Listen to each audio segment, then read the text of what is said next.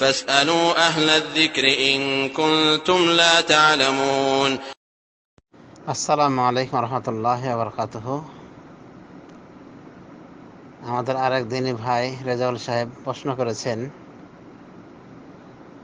যে আমরা হানাফি মাযহাব অবলম্বী ভাইদের সাথে তারাবিহ পড়তে গিয়ে দেখা যায় যে তারা প্রচলিত নিয়মে তারাবি তো পড়েন, এরপরে বিতর পড়তে গিয়ে 3 রাকাত বিতর পড়তে গিয়ে 2 রাকাত পরে তারা বৈঠক করেন,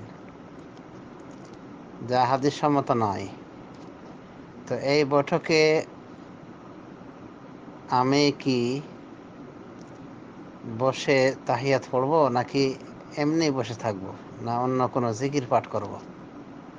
এ সম্পর্কে জানতে চাওয়া হয়েছে। আরও জানতে চাওয়া হয়েছে যে লাস্টে হানাফি মাযহাবে ভিতরের লাস্টে উল্টা তাকবীর দেওয়া হয়ে থাকে।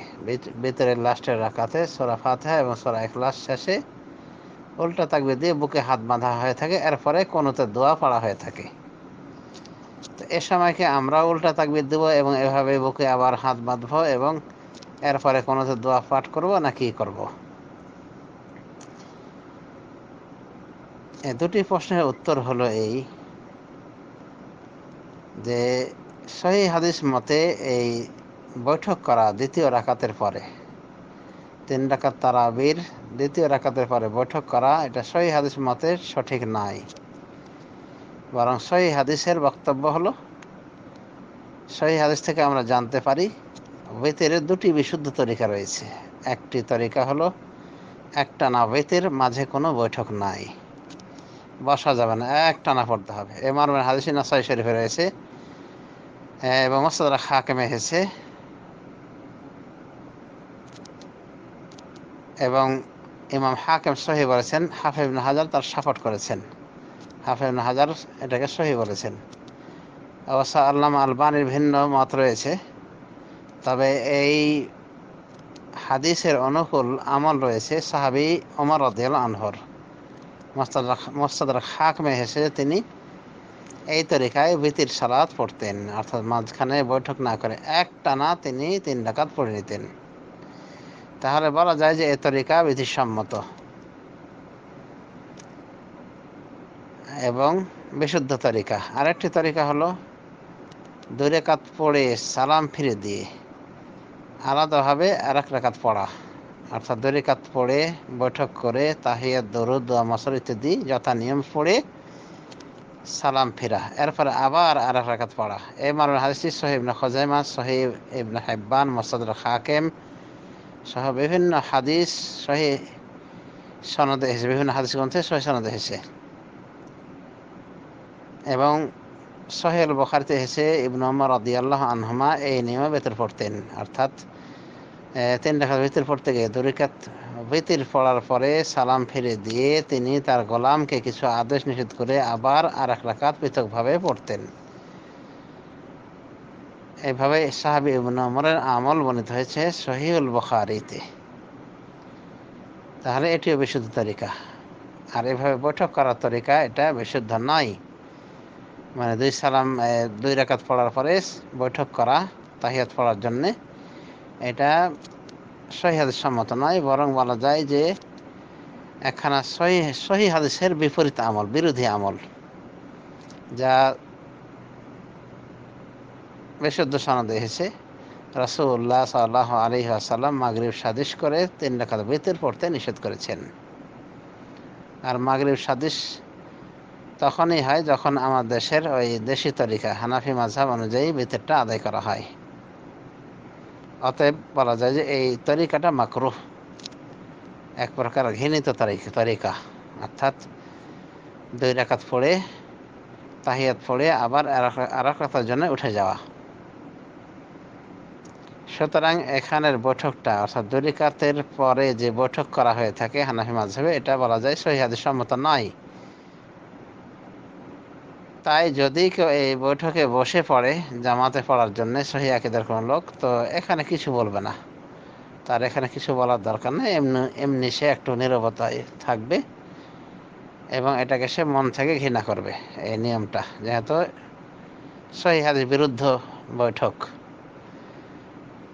তাহলে আশা করা যায় যে ইনশাআল্লাহ কোনো সমস্যা হবে না। আর লাস্টে গিয়ে যে হানাফি মাযহাব অনুযায়ী উল্টা তাকবীর দিয়ে আবার বুকে হাত বাঁধা হয়ে থাকে, এটা উল্টা নিয়ম আমরা মনে করি। এ মর্মে রাসূলুল্লাহ সাল্লাল্লাহু আলাইহি ওয়াসাল্লাম থেকে কোনো সহিহ হাদিস পাওয়া যায় না। রাসূলুল্লাহ সাল্লাল্লাহু আলাইহি ওয়াসাল্লামের কুনুতের বর্ণনাগুলিতে আমরা এইভাবে উল্টা তাকবীর দেওয়ার কথা পাই না। সুতরাং সুতরাং উল্টা তাকবীর উল্টাই রয়ে গেল, এই উল্টা কাজ করা সঠিক নয়। কোনো সাহাবীর আমল থেকে পাওয়া যায় যে উল্টা তাকবীর দিয়েছেন, তবে কোনো সাহাবী থেকে আমার জানা মতে বিশুদ্ধ সূত্রে হানাফি মাযহাবের এই তরিকার এই ভিত্তির প্রমাণিত নয়। তার মানে এই তরিকা না প্রমাণিত রাসূলুল্লাহ সাল্লাল্লাহু আলাইহি ওয়াসাল্লামের হাদিসের মাধ্যমে, সহিহ হাদিসের মাধ্যমে, না কোনো সাহাবীর আমল দ্বারা প্রমাণিত বিশুদ্ধ সনদের মাধ্যমে। বিচ্ছিন্ন আকারে পাওয়া যায় কোনো সাহাবী তাকবীর দিতেন, উল্টা তাকবীর দিতেন কুনুত করার সময়। হ্যাঁ, আবার সাহাবী ইবনে মাসউদ থেকে পাওয়া যায় যে উনি বলেছেন যে বিতর সালাত কাসালাতিল মাগরিব, মাগরিব সালাতের মতো, মানে এভাবে পড়তে হবে।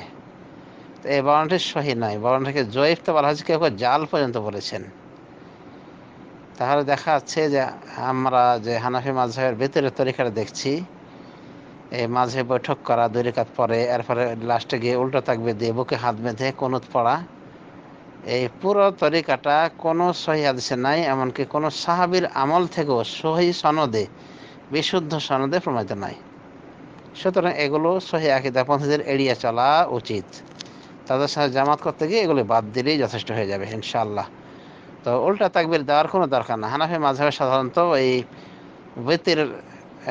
বেতের যে কুনুত পড়া হয়ে থাকে এটা রুকুর আগে, তো রুকুর আগে কুনুত পড়া বিধিসম্মত, অসুবিধা নেই। এমনকি আমরা বলতে পারি যে রুকুর আগের কুনুতটা বেশি ভালো, যদি দুটো জায়েজ রয়েছে। তবে রুকুর আগে কুনুত করা যায়, কিন্তু নতুন করে উল্টো তাকবীর দেওয়ার প্রমাণ নাই, যেহেতু ওটা করার দরকার নাই। তো ওকে হাত রেখেই, পূর্বে থেকে তো হাত রয়ে গিয়েছে, সুতরাং সূরা ফাতিহা, সূরা ইখলাস পাঠ শেষ, এরপরে ওইভাবেই সূরা ফাতিহা ইখলাসের পরে শুরু করে দিতে হবে কুনুতের দোয়া। আর কুনুতের দোয়া তো সবার পরিচিত, আল্লাহুম্মা হদিনি ফিমান হাদাইতা, এই দোয়া। আল্লাহুম্মা ইন্না নাস্তাঈনুকা, এই দোয়াটি মূলত ভিতরের কুনুতের দোয়া নাই, বরং বাইহাকিতে এসেছে ওমর রাদিয়াল্লাহু আনহু এটি ফজর সালাতের কুনুতে পড়তেন, অর্থাৎ ফজর সালাতের লাস্টের রাকাতে গিয়ে রুকু থেকে ওঠার পরে এটি পড়তেন, আল্লাহুম্মা ইন্না নাস্তাঈনুকা, যেটা পড়া হয়ে থাকে। তো তবে উলামায়ে বলেন যে অসুবিধা নেই, এটাও পড়া যাবে এখানে। তো এই হিসেবে যদি হানাফি মাযহাবে কুনুত পড়া হয় আল্লাহুম্মা ইন্না নাস্তাঈনুকা পড়ে, তবুও পড়া যায়, অসুবিধা নাই। আর এই কুনুতের দোয়া সম্পর্কে আমরা বলবো যে এটি রুকুর আগে পড়া যায়, বরং পড়াটা ভালো। রুকুর পরেও পড়া যায়, এটাও দলিল সম্মত, সালাফদের আমল রয়েছে। আর হাত উঠানো জায়েজ রয়েছে, হাত না উঠানো জায়েজ রয়েছে, অর্থাৎ দুটোই বিধিসম্মত। সরাসরি রাসূলুল্লাহ সাল্লাল্লাহু আলাইহি ওয়াসাল্লামের এই কুনুতে হাত ওঠার প্রমাণ পাওয়া যায় না, তবে তিনি কুনুতে নাযিলে ফরজ সালাতের কুনুতে দোয়া করেছেন হাত উঠে। এই কুনুতে দোয়া করেছেন মর্মে আবু দাউদে বর্ণনা পাওয়া যায় যে উনি হাত উঠে দোয়া করেছেন, মুক্তাদিরা পিছনে থেকে আমিন আমিন বলে শরীক হয়েছেন। তো আরবের শেখরা বলেন, শেখ বিন বাজ বলছেন যে যেটা ফরজের কুনুতে চলে সেটা এই নফলের ক্ষেত্রে আরও চলবে, এভাবে তারা বলেছেন যে এটাই তার দলিল ভিতরের কুনুতে দোয়া করার। এরপরও সাহাবায়ে কেরামদের কিছু সাহাবী থেকে আমল এসেছে, যেমন ওমরের আসার আছে যে তিনি এই কুনুতের ভিতরে হাত উঠে দোয়া করতেন। আরও একাধিক সাহাবীর আমল পাওয়া যায় বিশুদ্ধ সনদে যে তারা হাত উঠে দোয়া করতেন। সুতরাং আমরা বলবো যে হাত উঠে দোয়া করাটা ভিতরের কুনুতে একটা ভালো কাজ, তবে হাত না উঠেও চলবে। সুতরাং ভিতরের কুনুত রুকুর আগেও চলে, রুকুর পরেও চলে, হাত উঠেও চলে, হাত না উঠেও চলে, তবে উল্টা তাকবীর দিতে হবে না।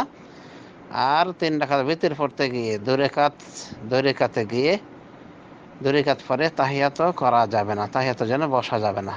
যদি বসতেই হয় জামাতে পড়ার কারণে, তো কিছু পড়ার দরকার নাই, কারণ ওটা বলা যেতে পারে বিধিসম্মত নয়, ওই বৈঠকটাই শরিয়া সম্মত নয়, সহিহ হাদিস সম্মত নয়।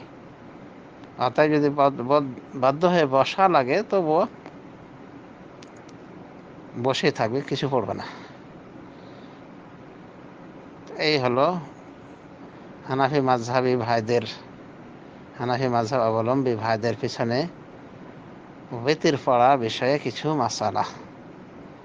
আল্লাহ রাব্বুল আলামিন আমাদের সবাইকে সহিহ হাদিস মোতাবেক আমল করার তৌফিক দান করুন। কোরআন এবং সহিহ হাদিস এবং মানহাজে সালাফ মোতাবেক পরিচালিত হওয়ার তৌফিক এনায়েত করুন। আমিন। ওয়া সাল্লাল্লাহু আলা নবিয়িনা মুহাম্মদ ওয়া আলা আলিহি ওয়া সাহবিহি আজমাইন। আসসালামু আলাইকুম ওয়া রাহমাতুল্লাহি ওয়া বারাকাতুহু।